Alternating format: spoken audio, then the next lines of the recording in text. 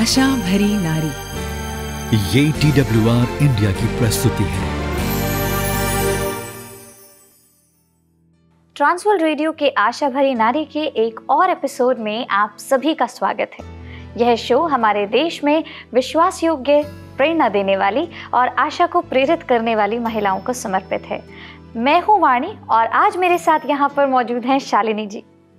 और हम दोनों मिलकर वृक्षों और ज़रूरी मिलने वाली शिक्षाओं पर चर्चा करेंगे जो हमें परमेश्वर के वचन से सिखा सकते हैं। क्या आपने कभी ध्यान दिया है कि उत्पत्ति की पुस्तक के शुरू में, पहले भजन संहिता में, नए नियम के शुरुआत में और प्रकाशित वाक्य के अंत में एक पेड़ का जिक्र है। चाहे मनुष्य का पाप में गिरना हो, बाढ़ हो, बाइबल की हर बड़ी घटना कहीं ना कहीं एक पेड़ से जुड़ी है। वाह, ये तो बहुत ही आश्चर्यजनक है। मुझे लगता है कि ये इसलिए है क्योंकि पेड़ पृथ्वी पर सबसे पुरानी जीवित चीज़ है। आज भी ऐसे पेड़ जीवित हैं जो मसीह के समय में पहले से ही प्राचीन थे। वास्तव में हर जन्मदिन को चिन्हित करने के लिए परमेश्वर पेड़ों को एक व्रत देते हैं। आपने बिल्कुल सही बात कही शालिनी जी। पेड़ 10,000 साल तक जीवित रह सकते हैं।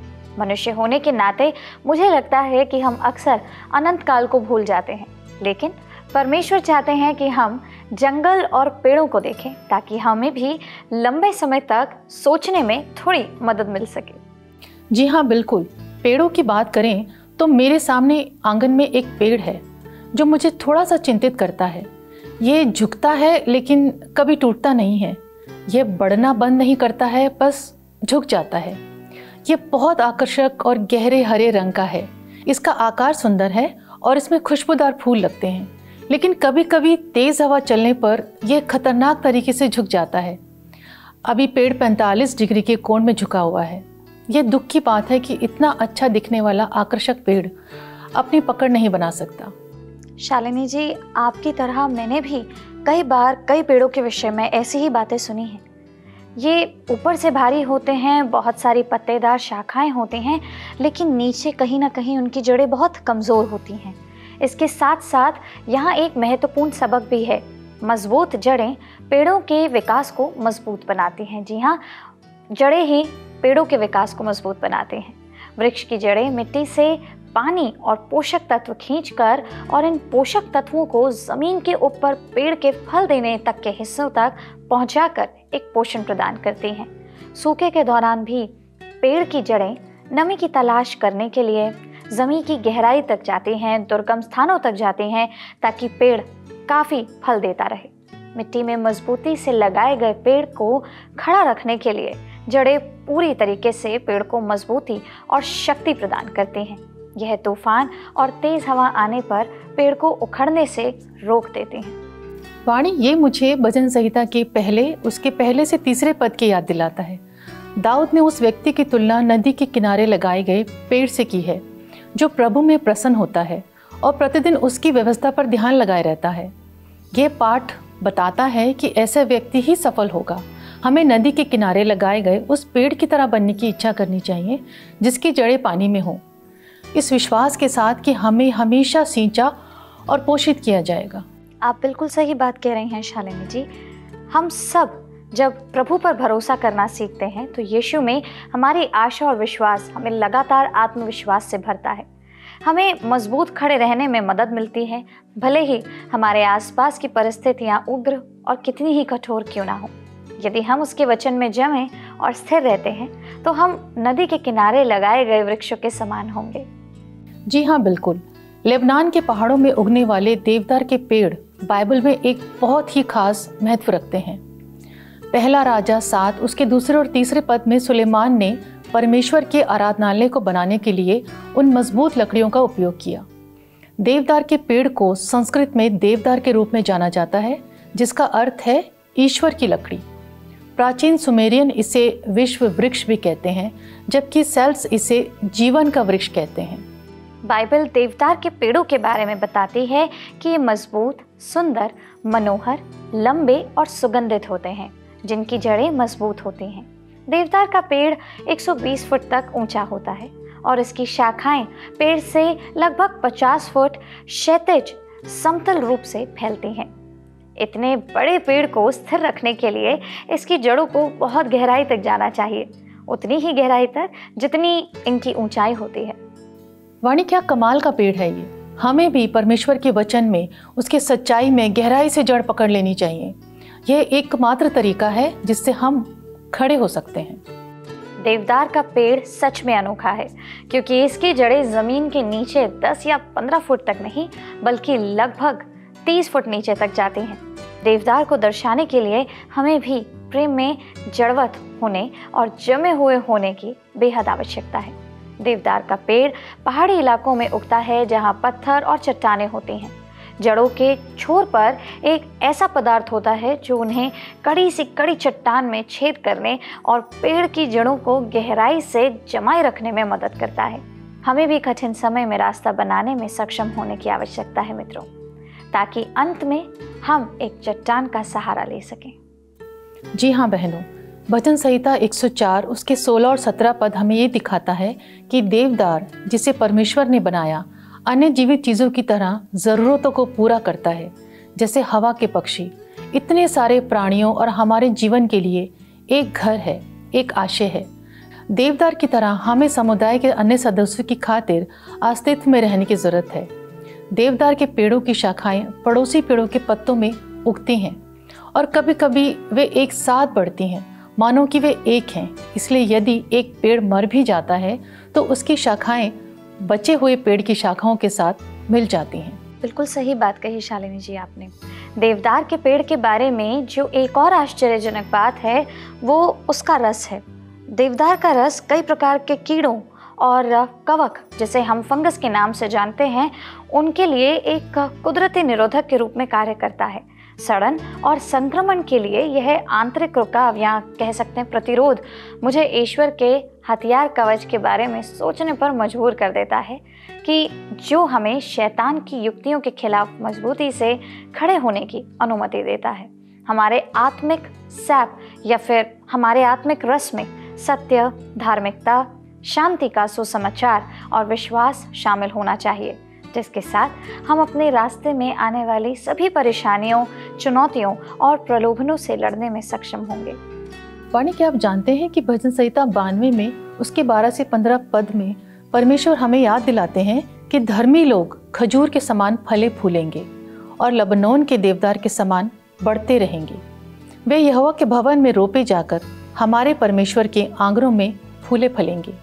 वे पुराने होने पर भी फलवंत रहेंगे और रस भरे और लहलाते रहेंगे, जिससे यह प्रकट होता है कि यहोवा सच्चा है।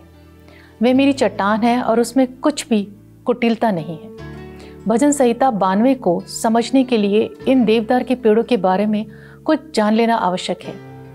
वे सदाबहार हैं और आमतौर पर ऊंची जमीन पर और शुष्क चट्टानी ढलानों पर पाए जाते हैं। उन जगहों में जहां गर्मियां गर्म और सूखी होती हैं और सर्दियां ठंडी और बर्फीली होती हैं। लबनोन के देवदार 40 साल बाद ही कोन यानी कि देवदार का फल या बीज का उत्पादन शुरू करते हैं और कोन को पकने में यानी कि उसके बीज को पकने में 17 से 18 महीने लगते हैं। बीजों के उगने के लिए कड़ाके की सर्दी और नम जमीन की जरूरत होती है। पेड़ 45 से 50 वर्ष की आयु तक तेजी से बढ़ते हैं और 70 वर्षों के बाद इनका बढ़ना बहुत धीमी गति से होता है। कितनी अद्भुत बात है। लेकिन आप गौर करिए, हम मसीही लोग कई बार ये चाहते हैं कि सब कुछ जल्दी जल्दी हो जाए। हम नतीजों के लिए ज़्यादा इंतज़ार नहीं करना चाहते।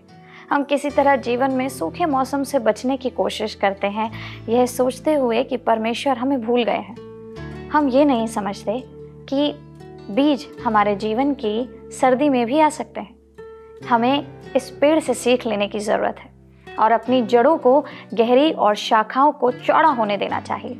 तब हमारे बीज सबसे ठंडे समय में भी अंकुरित और परिपक्व होंगे। गहरी जड़ों के बिना एक पेड़ तूफानों का सामना नहीं कर सकता है। इसकी स्थिरता या कह सकते हैं इसकी मजबूती की कमी के कारण तेज हवाएं इसे आसानी से उखाड़ देंगी। मेरा मानना यह है मेरी बहनों, यह हमारे आत्मिक जीवन के लिए एक सुंदर रूपक है। तनाव, अनिश्चितता और उथल पुथल के क्षणों में हमें विश्वास की उन जड़ों से सीख लेने की ज़रूरत है जिन्हें हमने कहीं ना कहीं दबा रखा है, ताकि हम डगमगाए नहीं और जड़ से उखड़ ना जाए। आमीन, ऐसा ही हो। हमें खुद को हालात के अनुरूप ढालने की ज़रूरत है, लचीलापन बनाने की ज़रूरत है। शब्दकोश इसे सहन करने की क्षमता या कठिनाइयों से जल्दी उबरने के रूप में परिभाषित करता है। ठीक वैसे ही जैसे देवदार का पेड़ ऐसी जगह फलता फूलता है जहाँ दूसरे पेड़ उग नहीं सकते।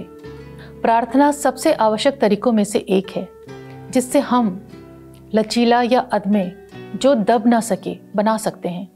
प्रार्थना न केवल हमारे मन और आत्माओं को शांत करती है, बल्कि ये हमें हमारे अस्तित्व के मूल, हमारे निर्माता से जोड़ती है। प्रार्थना हमें याद दिलाती है कि हम अकेले नहीं हैं। ये हमें ये भी याद दिलाता है कि हम ब्रह्मांड के प्रभारी नहीं हैं, बल्कि प्रभु यीशु के हैं। प्रार्थना हमारे जीवनों और समस्त मानवता के लिए परमेश्वर के उद्देश्यों पर भरोसा करना है। खुद को अदम्य बनाने के लिए दूसरा तरीका जुड़े रहना है। हम परमेश्वर के द्वारा रिश्तों में जुड़े रहने के लिए बनाए गए हैं। हमें दूसरे लोगों की ज़रूरत है जो हमें स्थिर रखें और हमारा समर्थन करें।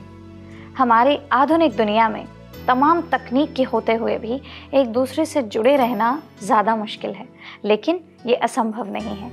अब पहले से कहीं ज़्यादा हम एक दूसरे की ज़रूरत को अनुभव कर सकते हैं।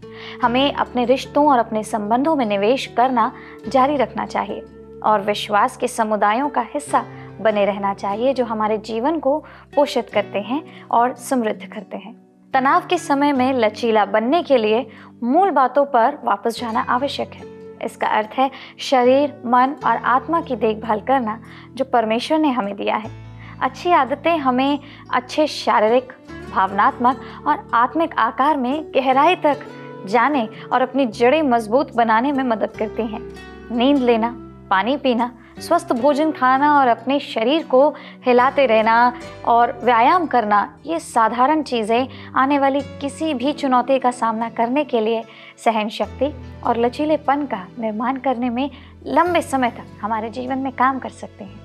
बिल्कुल सही कहा वाणी। अब अंत में जब हम किसी चीज़ पर अपना ध्यान केंद्रित करते हैं तो हम अक्सर बड़ी तस्वीर को देखने में चूक जाते हैं। कभी कभी हमारी सोच, हमारी भावनाओं और हमारे कार्यों को बदलने के लिए केवल दृष्टिकोण में बदलाव की आवश्यकता होती है। हमें खुद को याद दिलाना ज़रूरी है कि हम जो कुछ भी करते हैं या जो कुछ भी झेल रहे हैं वह भी गुजर जाएगा। परमेश्वर हमें कभी नहीं छोड़ते या हमें त्यागते नहीं हैं। सबसे कठिन समय में परमेश्वर हमें संभालता है और हमारे भविष्य को सुनिश्चित करने के लिए काम कर रहा है। आमीन। इससे पहले कि हम अपने शो के आखिरी हिस्से पर जाएं, मेरे पास देखने के लिए एक दिलचस्प वीडियो है। हम में से कई लोग खुद से पूछते हैं कि परमेश्वर हमारे जीवन की चुनौतियों और बाधाओं को क्यों आने देते हैं, हमें लचीलापन और ताकत क्यों बनानी चाहिए। यह जानने के लिए आइए इस वीडियो को मिलकर देखते हैं।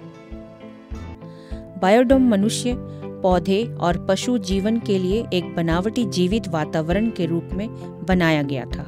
विशाल कांच के गुंबद का निर्माण नियंत्रित वातावरण के साथ किया गया था। इसमें शुद्ध हवा और पानी, स्वस्थ मिट्टी और फिल्टर्ड छितरा हुआ प्रकाश था। इसके निर्माण का मुख्य उद्देश्य पेड़ों, फलों और सब्जियों के साथ साथ मनुष्यों के लिए भी एक आदर्श, परिपूर्ण, प्रगतिशील वातावरण का निर्माण करना था। बायोडोम में लोग एक समय में कई महीनों तक रहते थे और ऐसा लगता था कि सब कुछ अच्छा चल रहा है। लेकिन एक समस्या थी। जब पेड़ एक निश्चित ऊंचाई तक बढ़ जाते थे तो वे गिर जाते थे। वैज्ञानिक तब तक उलझन में थे जब तक कि उन्हें एहसास नहीं हुआ कि वे एक विशेष प्राकृतिक तत्व हवा को शामिल करना भूल गए। पेड़ों को हवा के झोंकों की जरूरत होती है क्योंकि उससे उनकी जड़ प्रणाली गहरी हो जाती है, जो पेड़ को सहारा देती है जब वह लंबा होता है। हम सभी बाहरी प्रभावों से बिना किसी रुकावट के अपने लिए एक संपूर्ण प्रगतिशील वातावरण की कामना करते हैं। जब जीवन की दैनिक चुनौतियां हम पर दबाव डालती हैं, तब हम समय के तनाव से बचने की कोशिश करते हैं। जब हमारे जीवन में तनाव, अस्वीकृति, चुनौतियां, विरोध, परीक्षाएं और बाधाएं होती हैं, तो हम क्रोधित हो जाते हैं। देवदार के पेड़ से हम बहुत कुछ सीख सकते हैं। जब हवा इसके खिलाफ चलती है तो पेड़ कैसे झुकता है और खूबसूरती से झूमता है। यह अकड़कर खड़ा नहीं होता है, ऊर्जा के प्रवाह का विरोध नहीं करता है या पीछे नहीं ढकेलता है। वृक्ष तेज हवा को आशीर्वाद के रूप में स्वीकार करता है, जो उसे बढ़ने में मदद करता है। ऐसे अनुभव हमारे चरित्र का विकास करते हैं और हमारी आत्मिक जड़ों को गहरा करते हैं। जब हम गहराई में बढ़ते हैं, तब हम भी ऊंचे खड़े होते हैं। कितना अद्भुत सत्य है ना। हमें मजबूत बनाने के लिए और हमारी जड़ों को और गहराई में जाने के लिए तेज हवाओं और तूफानों की ज़रूरत है। लेकिन हम आज की दुनिया में गहरी जड़ वाले कैसे बने, यही प्रश्न आ जाता है। मेरी प्रिय बहनों, इसका उत्तर है परमेश्वर पर अपने विश्वास को बनाए रखिए। चाहे हम नए विश्वासी हों या लंबे समय से चढ़ जाने वाले हों, हमें यीशु को जानने के लिए समय निकालने की बेहद आवश्यकता है। हमें उसके मार्गों पर चलने और उसके वचन को जानने की ज़रूरत है। परमेश्वर की संतान होने के नाते हमें परमेश्वर के वचन को पढ़ने और उसका अध्ययन करने के लिए दूसरों से सलाह और हिदायतें निर्देश स्वीकार करने और परमेश्वर के निर्णय को सुनना सीखने के लिए इच्छुक होने की आवश्यकता है। जी हाँ बहनों, अपने जीवन के लिए परमेश्वर के नियमों को जानना, परमेश्वर के वचन को जानना है। हमें बाइबल को पढ़ने, उसका अध्ययन करने और उसके शब्दों को अपनी आत्मा में गहराई से समा देने की ज़रूरत है। भजन दिन रात पवित्र शास्त्र पर ध्यान देने की बात करता है। यह एक आदत होनी चाहिए, हमारी दिनचर्या का एक हिस्सा, हमारे जीवन का एक अनिवार्य हिस्सा होना चाहिए। केवल रविवार या साप्ताहिक बाइबल अध्ययन सभा के लिए नहीं। यिर्मयाह 17 उसके 7 और 8 पद का कहना है कि धन्य है वह पुरुष जो यहोवा पर भरोसा रखता है, जिसने परमेश्वर को अपना आधार माना हो। वह उस वृक्ष के समान होगा जो नदी के किनारे लगा हो और उसकी जड़ जल के पास फैली हो। जब धूप होगी तो उसको ना लगेगी, उसके पत्ते हरे रहेंगे। सूखे वर्ष में भी उनके विषय में कोई चिंता ना होगी, क्योंकि वह तब भी फलवंत रहेगा। आमीन। पहला कुलोसियों 2:7 हमें अधिक धन्यवाद करते रहने के लिए प्रोत्साहित करता है। जब हम अपना जीवन धन्यवाद से भर कर जीते हैं तो घृणा, क्रोध, कड़वाहट, ईर्ष्या या जलन के लिए कोई जगह नहीं बचती है। यह स्वाभाविक रूप से नहीं आता है, बल्कि विश्वास से और विश्वास में जीने से आता है। जब हम अपने हृदय से ये स्वीकार करते हैं कि सब कुछ परमेश्वर की ओर से आता है और हर चीज़ में उसकी आशीष देखते हैं, यहाँ तक कि परीक्षाओं में भी, तब हम एक आभारी हृदय के साथ जीना शुरू कर सकते हैं। मैं आप सबके लिए भजन संहिता 1 पढ़ना चाहती हूँ। क्या ही धन्य है वह पुरुष जो दुष्टों की युक्ति पर नहीं चलता और ना पापियों के मार्ग में खड़ा होता और ना ठट्ठा करने वालों की मंडली में बैठता है, परंतु वह तो यहोवा की व्यवस्था से प्रसन्न रहता और उसकी व्यवस्था पर रात दिन ध्यान करता रहता है। वह उस वृक्ष के समान है जो बहती नालियों के किनारे लगाया गया है और अपनी ऋतु में फलता है और जिसके पत्ते कभी मुरझाते नहीं। इसलिए जो कुछ वह पुरुष करे वह सफल होगा। दुष्ट लोग ऐसे नहीं होते, वे उस भूसी के समान होते हैं जो पवन से उड़ाई जाती है। इस कारण दुष्ट लोग अदालत में स्थिर ना रह सकेंगे और ना पापी धर्मियों की मंडली में ठहरेंगे, क्योंकि यहोवा धर्मियों का मार्ग जानता है, परंतु दुष्टों का मार्ग नाश हो जाएगा। जी हाँ बहनों, इतना सुंदर वचन सुनने के बाद हमें ये जानने की ज़रूरत है कि मसीह होने के नाते हम संकरे रास्ते पर चलने के लिए बुलाए गए हैं। इस संसार के मार्ग का नहीं, परंतु परमेश्वर के मार्ग का अनुसरण करने के लिए। इसका मतलब है कि हम उन चीज़ों को नहीं यानी ना कहने के लिए कठिन विकल्प चुनेंगे जो हमें लुभावनी स्थितियों में डाल सकती हैं। हम उन चीज़ों के लिए नहीं यानी ना कहेंगे जिन्हें दुनिया ठीक कहती है, लेकिन हम जानते हैं कि वे परमेश्वर के लिए ठीक नहीं हैं। हमें स्वयं से पूछने की आवश्यकता है, क्या यह कदम मैं परमेश्वर के वचन के अनुसार उठा रही या उठा रहा हूँ, या क्या यह सांसारिक मानव लाभ के अनुसार है? दुनिया की नहीं, बल्कि परमेश्वर के मार्ग पर चलने का सबसे अच्छा तरीका है अच्छी संगति का चुनाव करना। यदि हम अपने आप को ऐसे लोगों से घिरें जो खराब विकल्प चुनते हैं, जो दुनिया के मार्ग का अनुसरण करते हैं और जो अपनी जड़ें गहरी जमाने में रुचि नहीं रखते, तो ऐसे लोगों के साथ चलने के लिए हमें बहुत लालच आएगा। हमें यह सुनिश्चित करने की आवश्यकता है कि हमारा मार्गदर्शन और नेतृत्व करने के लिए हमारे पास कुछ अच्छे मसीही रोल मॉडल्स या कह सकते आदर्श मित्र हों, जो हमें विश्वास का जीवन जीने के लिए उदाहरण स्थापित करने और बुद्धिमान परामर्श और नए सिरे से निर्देश देने के लिए हैं। बिल्कुल सही कहा वाणी। जैसे जैसे हमारी जड़ें मजबूत होती जाती हैं, हम परमेश्वर के वचन में सीखते और बढ़ते जाते हैं। हम सभी बातों में परमेश्वर पर भरोसा रखने लगेंगे। गहराई से जड़वत हुए विश्वास का अंतिम लक्ष्य परमेश्वर के राज्य के लिए फल उत्पन्न करना और अपने जीवनों के द्वारा परमेश्वर की महिमा करना है। जब हम अपने विश्वास को जीते हैं तो हम दूसरों को ईश्वर की ओर खींचते हैं। हमारे जीवन जीने के तरीके में लोग कुछ अलग देखेंगे और उसे जानना चाहेंगे। हम परमेश्वर को हमें वहीं ले जाने देंगे जहां वह चाहता है कि हम सेवा करें। दूसरों की मदद करने के लिए परमेश्वर द्वारा दिए गए गुणों का उपयोग करने देंगे और उसके राज्य की उन्नति करने देंगे। हमारी प्रार्थना है कि तनाव, कठिनाई और अनिश्चितता के इन दिनों में हम आशा भरी नारियों को विश्वास की गहरी जड़ें जमाने की जरूरत है। ये जड़ें हमें सीधे खड़े रहने में सक्षम बनाती हैं। जी हाँ, आशा भरी नारी में हम सभी की ओर से आप सब के लिए यही प्रार्थना है कि आप सब देवदार की तरह ऊंचे खड़े रहें और मजबूती से जड़वत रहें। उन योजनाओं और उद्देश्यों के लिए तैयार रहें जो परमेश्वर ने हमारे और हमारे भविष्य के लिए रखी है। अब हम आपसे विदा लेते हैं। परमेश्वर आप सबको आशीष दे। और अगर आपको आज का शो पसंद आया हो तो स्क्रीन पर आ रहे नंबर पर हमें मिस कॉल ज़रूर दीजिए। हम आपसे अगले सप्ताह फिर मिलेंगे। प्रभु आपको आशीष दे।